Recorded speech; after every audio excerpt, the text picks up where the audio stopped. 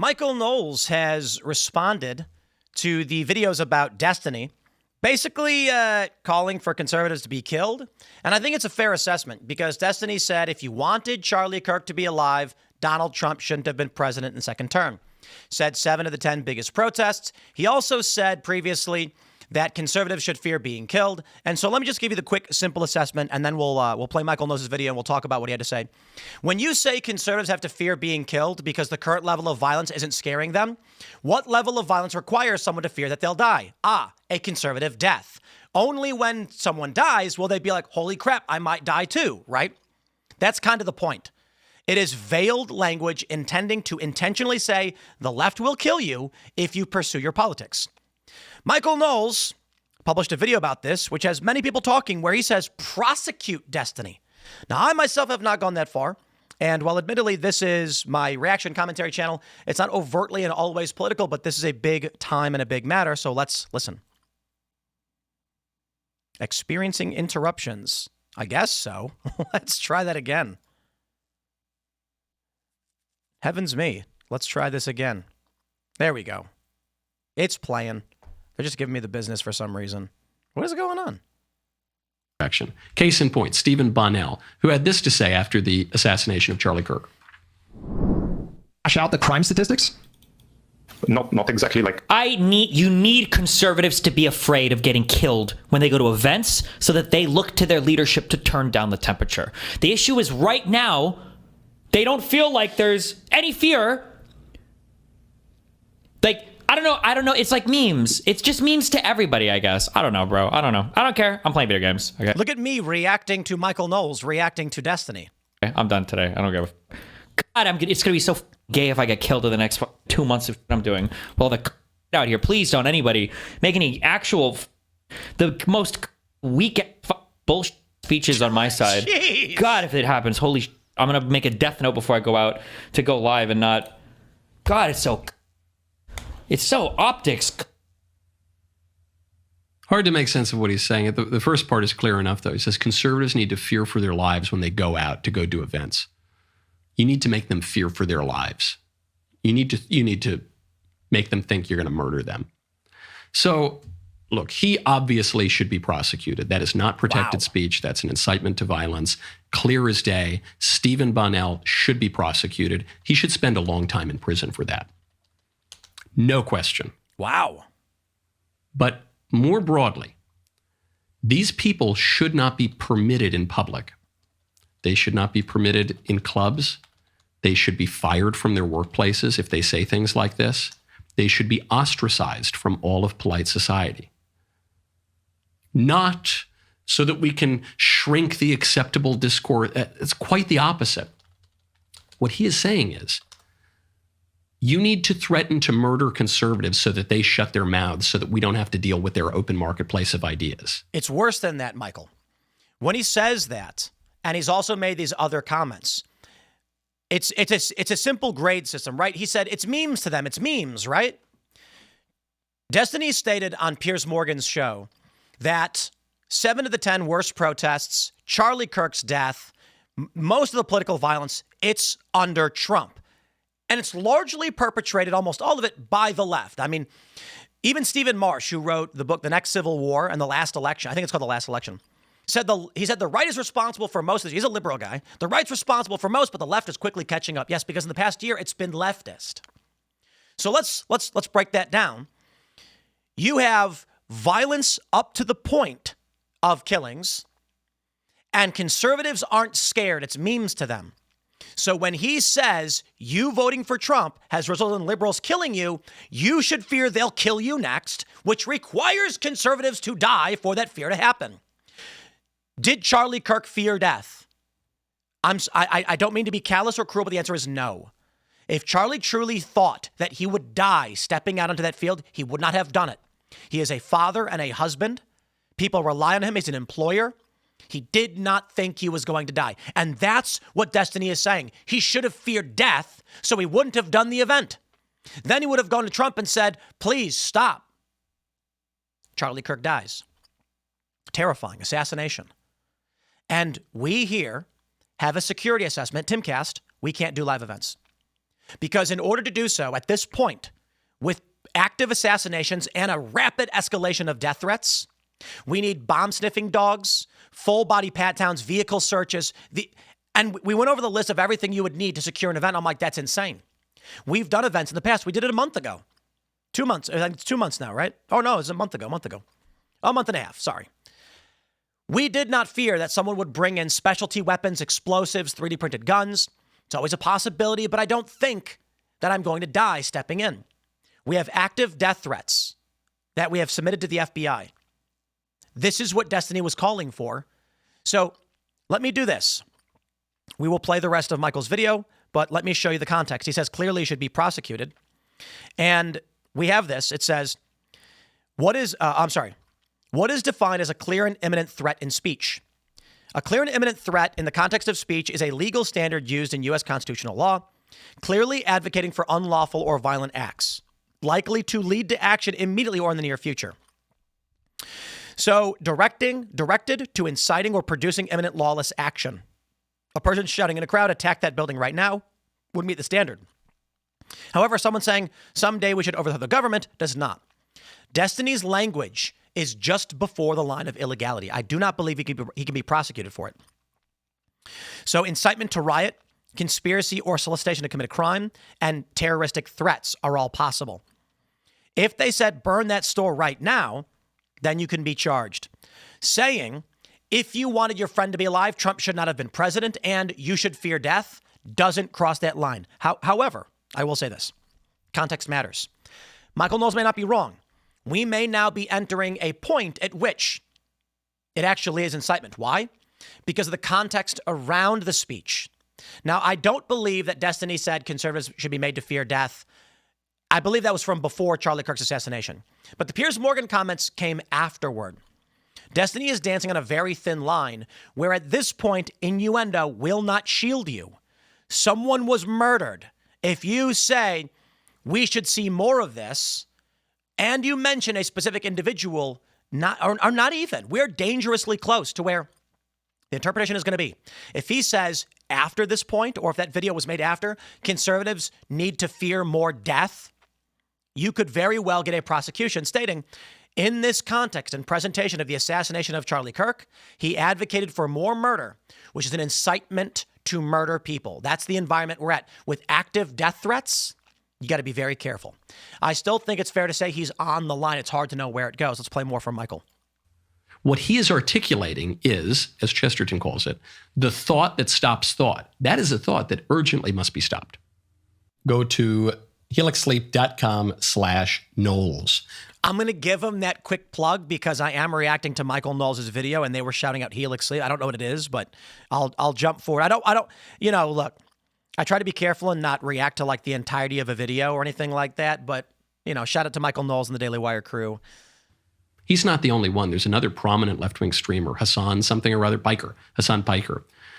Here's an example just from last year. Tom Cotton posted something on Twitter. Hassan Piker responds with a diagram of how to make the homemade gun that killed Shinzo Abe in Japan, Prime Minister of Japan.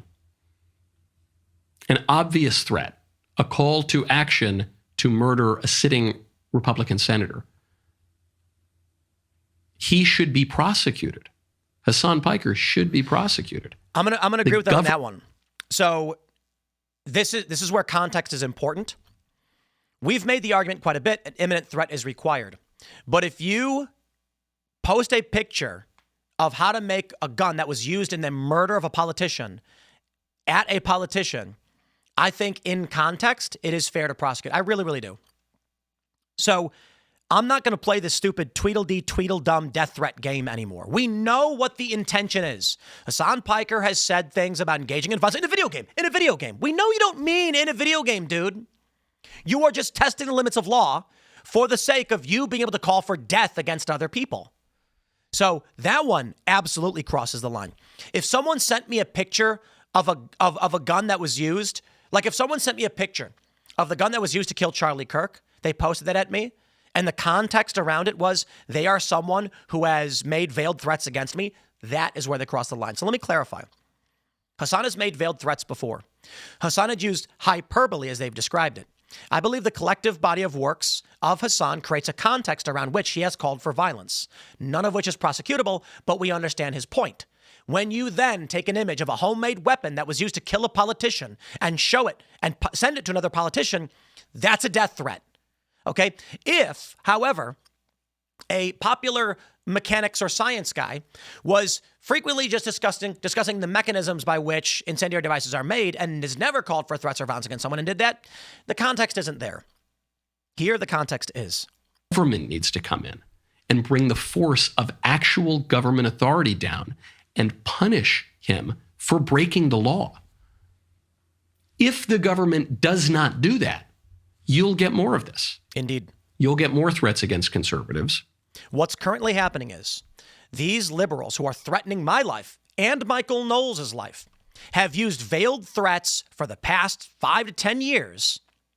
This has created an environment where everybody piles on and they're all spam blasting threats. And they argue it's too many to deal with. It applies in a bunch of different ways. One argument that was made about James O'Keefe, when I think what happened was James O'Keefe filed a lawsuit. I can't remember. But they argued his reputation is so damaged, it's not possible to damage any further. Meaning so many people have lied about him, you can't get mad at me for joining in because everyone else is doing it too, which is an absurdity. So I agree with Michael. At least it should be investigated. And I think in context, I'm going to say this. What is the intent of the individual? Is the individual saying, I want you to go kill somebody? Does it need to be explicit? Can implicit death threats be applied? I think the answer is yes. Now, the imminent standard threat in speech, when speech becomes illegal, is when you say, hey, you go commit crime. What if someone says something like, man, real sad what happened to Charlie Kirk. Would be a shame if it happened to you, Tim Pool. Anybody want to go to Tim Pool's house right now? I got the address. I would argue that should be criminally prosecuted because we understand the intent. It is to instruct and to issue a death threat, none of which is protected speech. It's intending to terrorize me, and they're doing the same thing to Michael Knowles. The list that I'm on, he's on as well. You will very likely get more injuries and murders of conservatives. You will shrink the vaunted marketplace of ideas. You will undermine all of society. Furthermore, any organization that hosts that person should be vigorously investigated, should be shunned from polite society. If it receives any federal funding, that funding should be cut off. These people need to be ostracized. Their behavior is cancerous to society. And we've been kind of nice and squishy about it in the past, and we've been just giving them the grace of, well, just one more chance, just one more chance. They can't really believe what they're saying. They don't really mean it. They don't. Enough. We've had enough. I've had enough. Intent is There's clear. a study that just came out from YouGov. Liberals are 8 times as likely as conservatives to celebrate the death of their opponents. This just came out. This came out after the assassination of Charlie. 24% of respondents who describe themselves as very liberal said it is always or usually acceptable to be happy about the death of a political figure they oppose. Let me, I just Google searched this. Let's pull it in. From the Hill, liberals more likely to say political violence sometimes justified. And this is 915. Americans largely agree political violence is never justified, but a new poll shows liberals are more likely than conservatives to say violence can be warranted in order to achieve political goals. In the YouGov survey conducted in the immediate aftermath of the fatal shooting of conservative activist Charlie Kirk, 72% of Americans said violence is never justified, while 11% said it can sometimes be justified. Another 12% said they're not sure. And 6% preferred not to say. A quarter of respondents who identified as very liberal said violence can sometimes be justified, with 17% of those identified as liberal, 9% of moderates, 6% of those who said they're conservative, and 3%. It's bad when you have 9% of conservatives saying, to some degree, it's justified. But we're looking at with liberals, they say a quarter of respondents, 25% of very liberal. Okay, so let me clarify. I'm mixing this up. 25% of the far left agree. 17% of liberals agree. So adding up the numbers doesn't necessarily make sense. It is a small fraction of conservatives from the far right to the moderate right that agree with political violence. It is a substantial portion of the left. This is what we have been saying the whole time. This right here. And they say the right is responsible for more of the political violence. That is and always has been a lie. I've got a data point for you that'll pull up. And then we'll get back. Michael's got about a minute left. I want to play what he had to say. When we talk about political violence, and we're looking at whether or not a political party is more or less violent, I give you this chart. Combined violent rates by party. This is the violent crime rates of some of major cities, just major cities in the United States. 858 violent crimes in Republican areas, 21,765 in Democrat areas. Now, is this meaningful in any way? Not really. It doesn't tell you the political leaning of the perpetrator. It's all just a manipulation. This is how much violent crime occurs in Democrat-run cities. Almost all of it. These individuals are voting Democrat 80% of the time. So we can say, by control, by party, this is what you get. Now, the argument the left makes is, oh, yeah, but that's because Democrats control the major cities. Ask yourself why. The point remains the same. The policies of areas in which people largely vote Democrat results in crime rates substantially higher than Republican-controlled areas. You're not going to be able to, you can't just go and take a white supremacist and say he represents Charlie Kirk, because Charlie Kirk was not a white supremacist. They're lying when they say that he was. It's the lie. That's the game they play. Only 3% of those who describe themselves as very conservative answered that way. A conservative reads those numbers, and we're ashamed. We're ashamed that 3% of people who are very conservative would say, well, sometimes I'm happy when my opponents die. We're ashamed of that fact.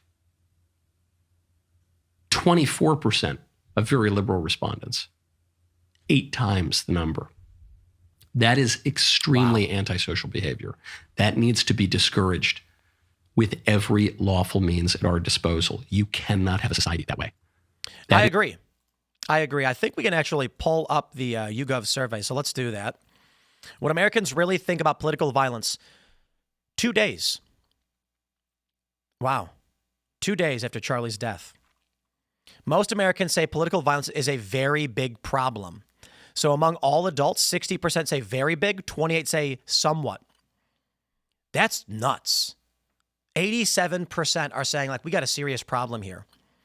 Democrats think it's a bigger problem than Republicans by about 1 point. Independents, that's the funny thing. Independents think it's still overwhelming majority across the board. Among the 65 plus, it's overwhelming. 75%. I'm sorry. That's 95%. Sorry, I got that wrong. Among 18 to 29, much less at 78%. Why? They're not sure. They're not sure because they're not as experienced. The older generation has experienced violence. They also are shocked by how much we're seeing today. The younger generation is only experiencing this right now, and so they don't know whether it's good or bad. What are they comparing it to? But more importantly, some of them agree with it. Here you go. Jeez. Democrats and Republicans are more likely to say political violence is a big problem after attacks on members of their own party. Yep. Let's go back to the narrative at hand and the question, which is, should we have Destiny and Hassan criminally charged? I have not gone through every single thing Destiny has said or Hassan Piker, and they're not the only ones.